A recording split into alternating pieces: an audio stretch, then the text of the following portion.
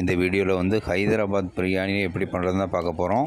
சிக்கனில் எப்படி பண்ணுறது, மட்டனில் எப்படி பண்ணுறதுன்னு பார்க்குறோம். சரியா? ஃபஸ்ட் வந்து சிக்கனில் பார்த்துருவோம். இதில் வந்து சிக்கனில் வந்து நார்மலாக நம்மகிட்ட அவைலபிள் மசாலா, மெயினாக சில்லி பவுடர், பின்ன கரம் மசாலா, பிரியாணி மசாலா இதெல்லாம் போட்டு வந்து கொஞ்சம் தயிர் போட்டு உப்பு இதெல்லாம் போட்டு மேரினேட் பண்ணி வைக்கணும் சிக்கனை. பின்ன அதை வந்து மேரினேட் பண்ணிகிட்டு இருக்க டைமில் வந்து நம்ம ரைஸை ரெடி பண்ணிவிட்டு அதுக்கேற்ற மாதிரி நம்ம மசாலா இதை பட்டு மெயினாக வந்து வெங்காயத்தை வந்து நல்லா எண்ணெயில் பொரிச்சிடணும்.